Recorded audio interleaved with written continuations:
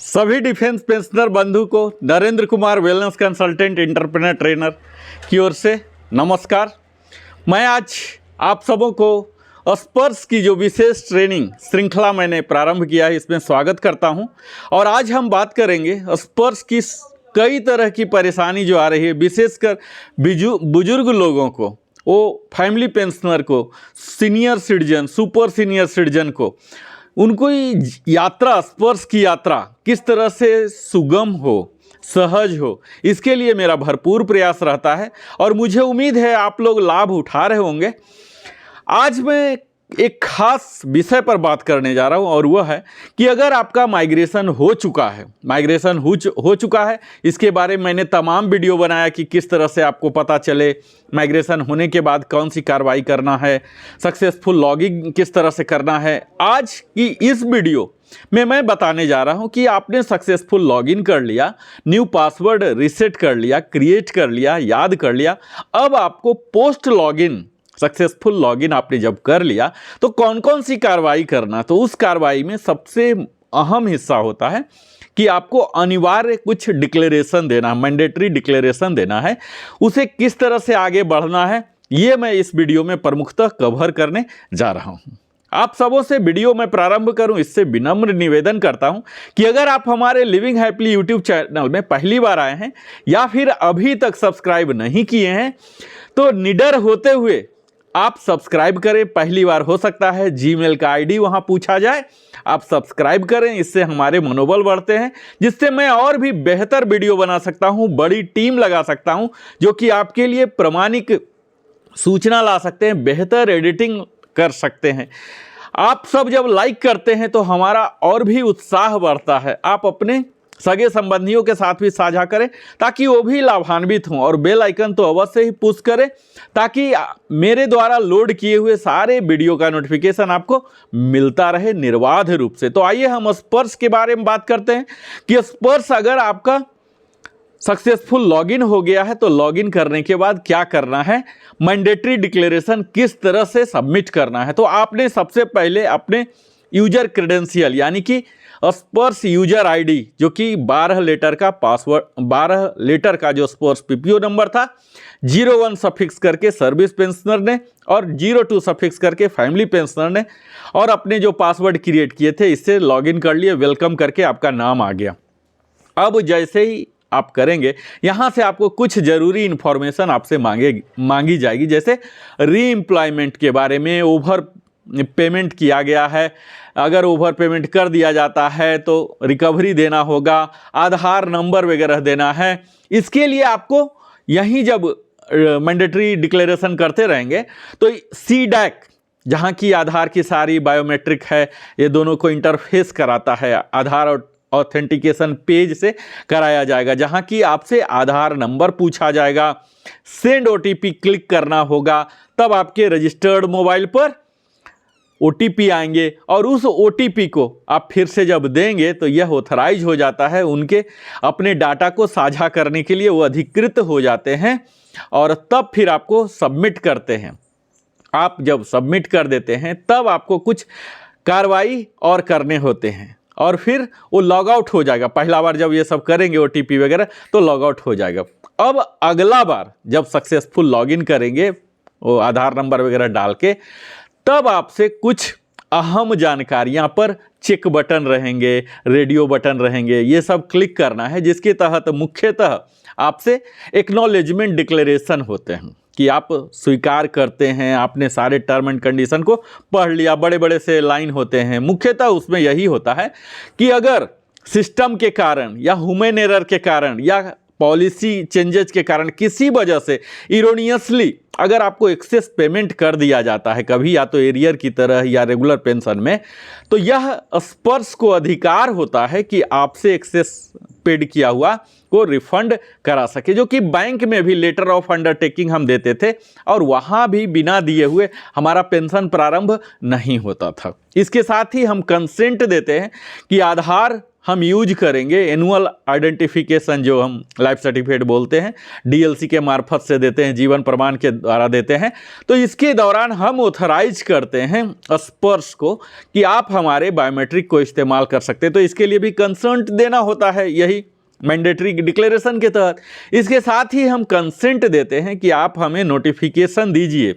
कई लोग को नोटिफिकेशन या डिस्टर्बेंस हो सकता है, इसीलिए स्पर्श पहले ही आपसे कंसेंट ले लेती है कि आप मोबाइल पर और ईमेल आईडी पर चाहते हैं क्या नोटिफिकेशन। तो इसके लिए भी आप अवश्य ही करें, ताकि आपको हर एक्टिविटीज को पता चलते रहे।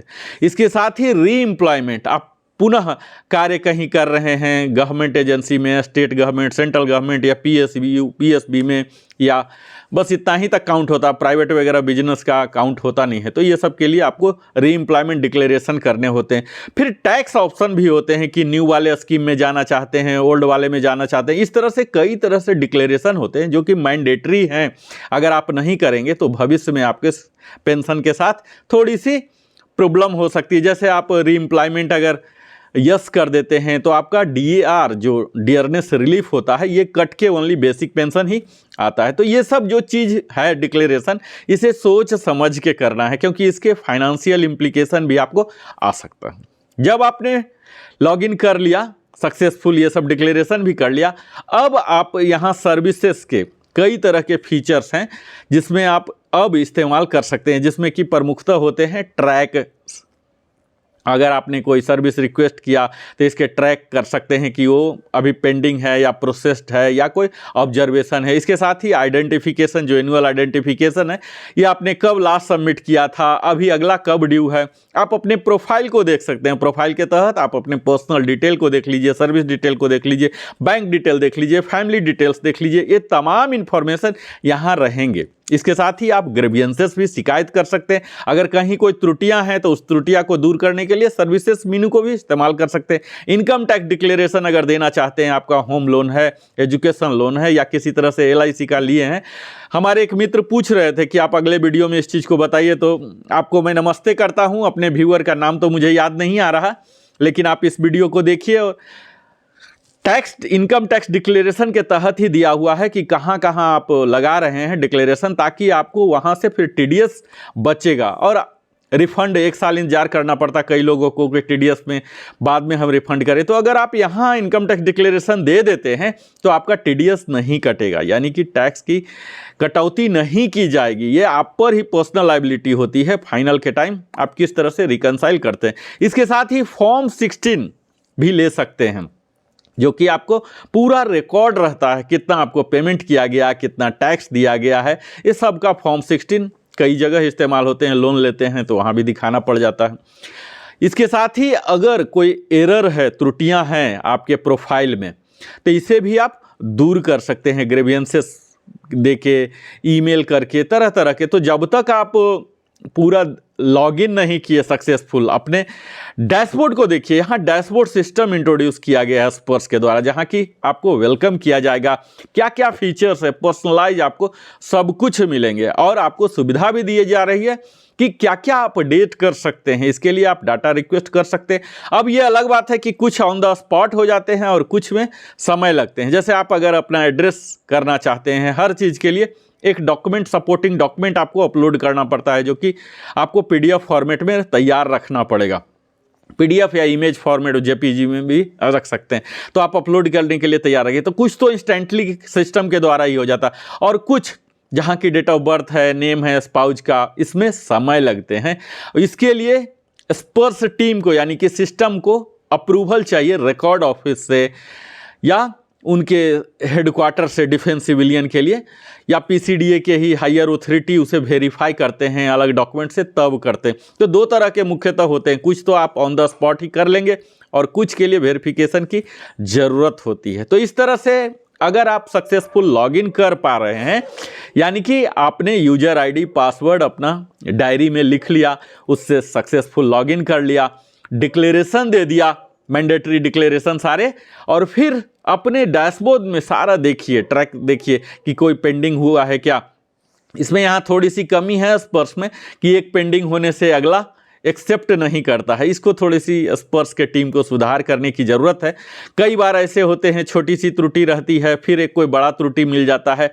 तो यहाँ मल्टीपल ट्रैकिंग के लिए भी परमिट करना चाहिए, और उन्हें जिस तरह से स्टैगर्ड मैनर है इस तरह से वो करके कर सकते हैं, लेकिन लोगों के साइड से इनपुट के लिए वहाँ देना चाहिए।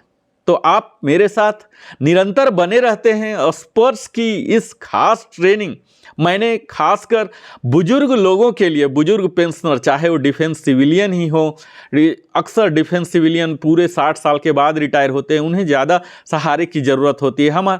हमसे कई डिफेंस ऑफिसर ने भी आग्रह किया कमेंट के द्वारा कि आप हमारे बारे में भी बोलें। सर, आप लोग हमारे लिए आदरणीय हैं। विशेषकर हम आप सबों को धन्यवाद देते हैं कि आप हमारे चैनल पर आते हैं, देखते हैं, उम्मीद लगा के देखते हैं, अपने जीवन का बहुमूल्य समय देते हैं। इसीलिए हम पर भी दायित्व हो जाता है कि जो भी मैं इंफॉर्मेशन दूं रूमर से दूर हो, ऑथेंटिकेटेड हो, और वही मैं आपके सामने लाना चाहता हूं। बहुत बहुत धन्यवाद। आप हमारे लिविंग हैप्पीली में बनते हैं, बने रहते हैं। अगर आपने अभी तक सब्सक्राइब नहीं किया, सब्सक्राइब कीजिए, लाइक कीजिए, और फिर मैं इसी श्रृंखला में एक और विशेष विषय के साथ पुनः प्रस्तुत हो रहा हूं। बहुत बहुत धन्यवाद। जय हिंद सर।